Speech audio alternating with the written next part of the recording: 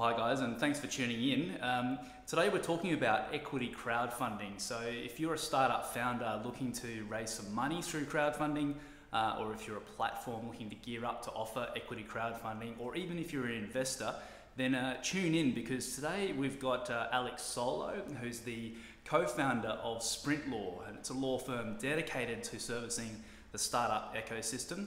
And Alex has been keeping pretty close tabs on this regime ever since it released in, I guess, May this year. Yeah. Where I guess it was released and it was a bit of a debacle, I've got to say, and hopefully things have progressed into something that's a bit less of a debacle. So just to kick us off, Alex, take us back to what happened when it released, and where are we up to now? For sure. So it was sort of an interesting story. People have been kind of talking about the equity crowdfunding laws for 3 or 4 years, particularly since I think in about 2011, UK was kind of the first country to pass it into effect, and really there was a lot of success there.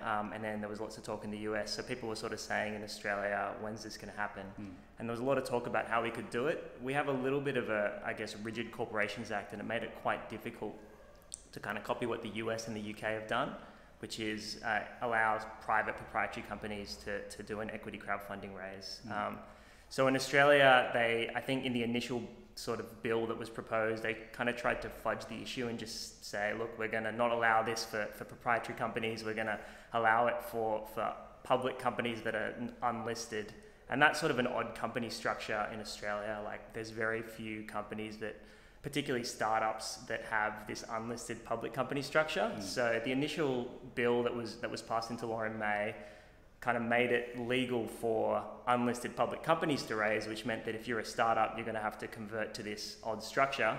And in my talks with startups and people in the community, everyone was sort of saying, look, that sounds too complicated and too hard. I'd rather just... Did anyone actually do it that you know of, actually convert to a public company? Well, it's a bit too early to know. The law only came into effect about a month and a half ago. Right. So, and actually the first platforms haven't even been licensed yet under the public company regime. So I think that will happen maybe in early 2018. So we'll see what happens then. Those that are getting the licenses are saying that, they've got some companies that are interested, but I don't know a single company that sort of said that they're keen to do it. So yeah, right. We'll see what happens. Okay, so just to step through the new legislation, that's passed now. That's in effect now, is it? Correct. That's right. Right, and so if I'm a platform, for example, what should I have done already or be doing right now in order to gear up to offer equity crowdfunding to the market? Sure. So the main thing you're going to need to do is get an AFS limited crowdfunding license, and you can apply for that with ASIC. So they've got some pretty good materials on their website about how to apply. The key thing is when you're applying, there's a bunch of kind of minimum requirements that you have to have as a platform or company to start a platform, and some of those are around minimum cash amounts that you have in the bank accounts, human resources, risk management procedures, and things like that. So it's not as simple as kind of just building a platform and launching it. But it's not too bad. It's not the same as a full-on AFS license, and if it had been, then I think startup platforms would really have had a lot of trouble launching. And then once you have the license, it's really about just ongoing compliance with the Act, and that's things around making sure that you're not advertising particular offers, and making sure that you're doing due diligence on the companies that you list. So you'd have to have procedures in place when you're building the company that can sort of manage that stuff. And roughly how many platforms do you think have a license and are ready to go? So I think there's probably like 5 or 6 at the moment that have applied. Companies like Equitize have been around for 2 or 3 years. They've been operating mainly in the sort of sophisticated investor space in Australia, but they also launched in New Zealand. So I reckon they would have been first to apply. So I think maybe 5 or 6 are going through the process. I expect that ASIC's going to spend a little bit of time really going through those applications, the first few applications, and making sure that everything's fine. So I don't think we'll see the first license, as I said, until sort of early 2018. Yeah, right. But I think there's going to be a sort of big boom in this space, and a lot of new platforms launching now that it's legal, keen to be the first movers, I think. So yeah, it'll be interesting. I guess for this to happen, there does need to be the platforms in place, not till 2018. So on the startup side, like if I'm a startup founder, I'm considering this, I've seen the success of crowdfunding overseas, I want to do this for myself. What do I as a founder need to start doing now in order to gear up for when the platforms are ready early next year? For sure. I mean, I guess apart from, I suppose that the most important question is which is, asking yourself, is this the right way to raise capital for me? Which I think a lot of people get excited about equity crowdfunding, but it can be a headache to have a large number of investors. So you have to ask, am I the type of company that really needs this, that will benefit from this? If you're a company that's built on a huge sort of consumer market, then maybe it makes sense to have a lot of customer advocates. But if you're a sort of company that's building, I don't know, a robotics or something technology where you really could just do with 2 or 3 venture capital investors, then maybe it's not the right option for you. Basically, if you can't put together a really amazing video like promoting your services that captures the hearts and minds of the masses, like it's probably not your thing. But if you've got a really cool product and an amazing sort of marketing machine behind you, maybe it's a way to go. Yeah, I think that's right. And that's sort of what you see has happened in the UK and the US. But yeah, if it is right for you, I think that the first step is probably going to see a lawyer and getting them to do a sort of health check on your business. You just want to make sure that everything's in place before you're approaching platforms, because the platforms are going to be doing due diligence on you essentially to check that everything's there. So you need to make sure that, the IP is assigned to your company, you've got the right structure, you've got, your ASIC records in place, and, all your contracts are sort of airtight. So that'll probably be the first thing to do. For some companies that may not be a big deal, for others it might be a huge shock to find out that there's all kinds of things they haven't done. It's probably a good idea anyway to do that.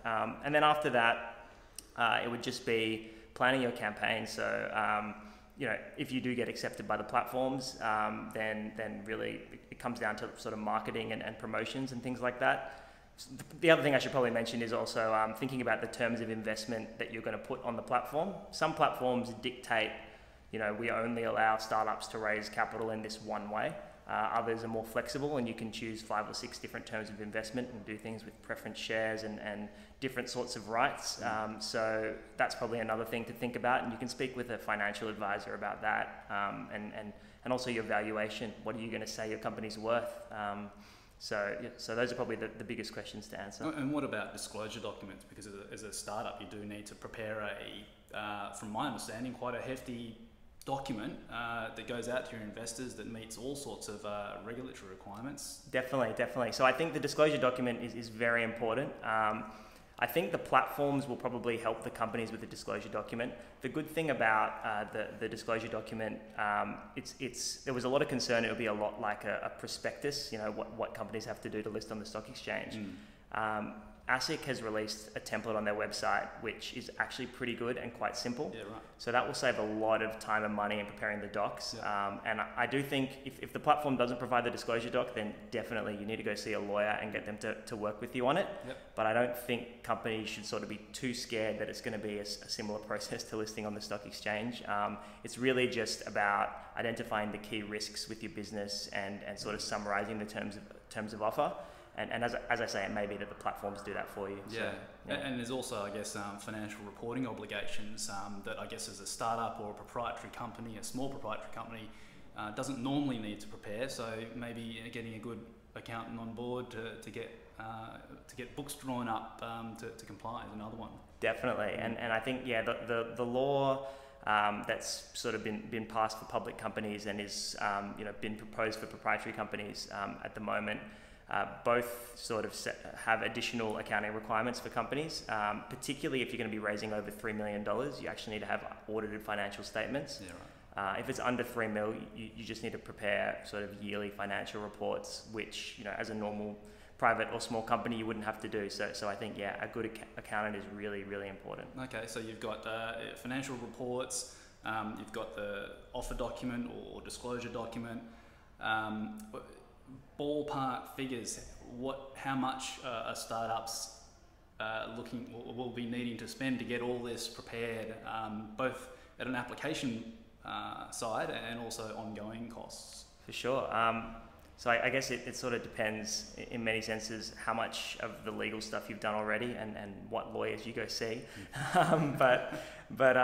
Look, I think for the legal side of things, if you're going to do the conversion to public company structure, it might be a little expensive. I think you're looking at sort of maybe 10 grand just to get ready, and then if you are going to have to do the ongoing compliance, you probably want lawyers on board and accountants on board to help you with that. So maybe another 10 grand per year after that. Wow. And then that's to convert to public company. That's right. Yeah, exactly. I mean, the actual conversion process isn't too hard. It's just that once you convert, there's a lot of compliance obligations, and I really just think that if you're a small company, you really want someone helping you out with that. You don't want to try and DIY. Yeah, but you wouldn't convert now, I would imagine, given that the regime now lets proprietary companies do this in their current structure. So, well, the law for proprietary companies hasn't yet passed. So right, it's so that the public company law was the one that passed in May. Yep. But the new bill, there was a new bill proposed in I think mid-September by the Turnbull government, and that wanted to extend it to proprietary companies. Yep. And I really expect that will have bipartisan support, because Labor's whole problem with the original bill was that it didn't extend to private companies, and now it does. So I think that will go through, but that probably won't be passed into law until early next year. And it may be that if you want to raise as a private company, it might be 6 to 9 months from now that you can do it. Right. So I think that's which is very interesting. But I think that's sort of what will happen. But yeah, you're right, totally. Like, if you're going to do the proprietary company raising, it'll be a lot cheaper. You don't have to worry about this stuff. Oh, I mean, it sounds like everyone's just going to sit tight. That time horizon's a lot longer than I expected. So I guess if you convert to public company, looks like you could be doing a raise as early as early next year if the platforms are ready. But if you're a proprietary company, the law still hasn't passed, so you still got to wait till that happens early next year, and then another extended out 6 months maybe. Yeah, who knows how long it will take for the regime to come into effect. I think it will be quicker. They waited 6 months with the public companies, but I think that it will be a little bit quicker with proprietary companies. And for the platforms, your license, I believe, is going to work for both public and private. You don't need to get a second license or anything. So platforms can get going now, I think. Okay. It's not a bad idea. Well, I think that maybe the upshot is proprietary companies, so pretty much all startups and small companies hold fire. The law has still not changed, so a little bit of waiting and fingers crossing to do. So I guess we stay tuned for another update when it actually passes, and then we can give you more concrete direction on what to do right now. But Alex, thanks so much. No worries, great to chat. And thanks for tuning in, guys. We'll deliver more updates in the coming weeks and months, so tune in, and we'll talk to you soon. See you later. Cool.